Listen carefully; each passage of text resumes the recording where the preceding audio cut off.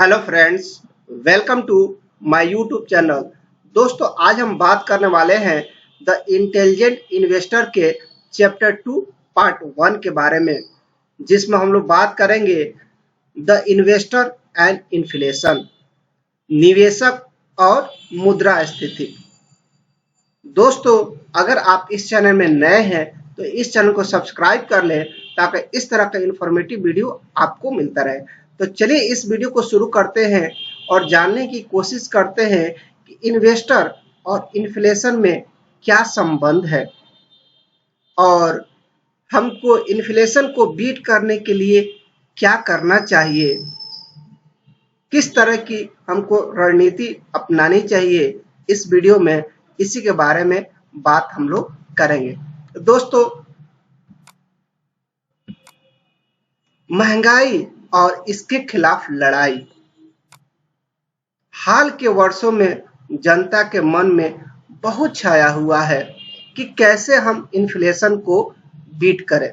महंगाई तो लगातार बढ़ती ही रहती है। दोस्तों, यह स्पष्ट है कि जीवन यापन की लागत बढ़ने पर निश्चित आय वाले लोगों को नुकसान होगा, यानी कि जिनकी इनकम फिक्स्ड है और महंगाई बढ़ती है तो कहीं न कहीं उनको नुकसान उठाना पड़ेगा।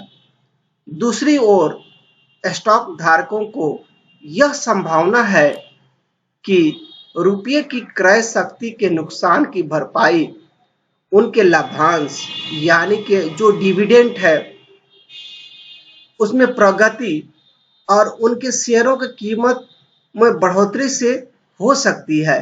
यानी कि जो स्टॉक खरीद रहे हैं तो उनको इस चीज़ की संभावना है कि उनको जो डिविडेंड मिलता है उससे और शेयर की कीमतों में जो बढ़ोतरी होती है उससे वो इन्फ्लेशन को बीट कर पाएंगे। इन निर्वाध तथ्यों के आधार पर कई वित्तीय अधिकारियों ने यह निष्कर्ष निकाला है कि बॉन्ड स्वाभाविक रूप से निवेश का एक अवांछनीय यानी कि अनडिजायरेबल रूप है और दूसरा परिणाम स्वरूप सामान्य स्टॉक यानी कि कॉमन स्टॉक अपने स्वभाव से ही बॉन्ड की तुलना में अधिक वांछनीय यानी कि डिजायरेबल निवेश है।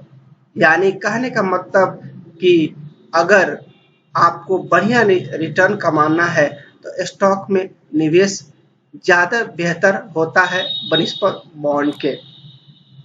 हमने सुना है कि धर्मार्थ संस्थानों को सलाह दी जाती है कि उनके पोर्टफोलियो में 100% स्टॉक और 0% बॉन्ड शामिल होने चाहिए। यह पहले के दिनों से बिल्कुल उलट है, जब ट्रस्ट निवेश कानून द्वारा उच्च श्रेणी के बॉन्ड तक ही सीमित थे। हमारे पास यह पहचानने के लिए पर्याप्त बुद्धिमत्ता होनी चाहिए कि उच्च गुणवत्ता वाले स्टॉक भी सभी परिस्थितियों में बॉन्ड से बेहतर खरीदारी नहीं हो सकते। कुछ परिस्थितियों में बॉन्ड बेहतर होते हैं स्टॉक से।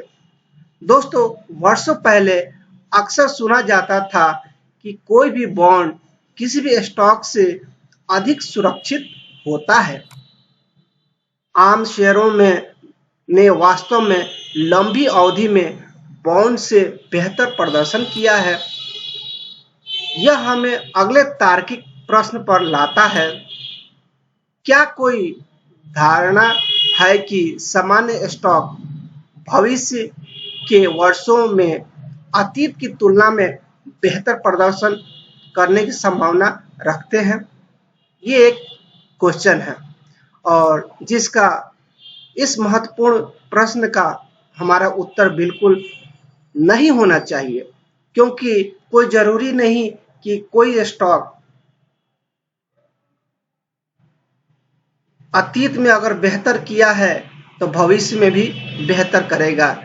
इसकी कोई संभावना नहीं है। लेकिन आम स्टॉक यानी कि कॉमन स्टॉक अतीत की तुलना में भविष्य में बेहतर प्रदर्शन कर सकते हैं, लेकिन वे ऐसा करने में निश्चित नहीं है। हमें निवेश परिणामों में दो अलग-अलग समय तत्वों से निपटना चाहिए। वो क्या है?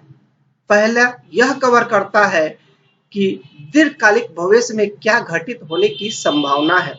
यानी कि अगर आप निवेश करने जा रहे हैं तो आपको ये ऑब्जर्व करने का पावर होना चाहिए कि भविष्य में क्या हो सकता है। मान लीजिए अगले 25 वर्षों में क्या हो सकता है।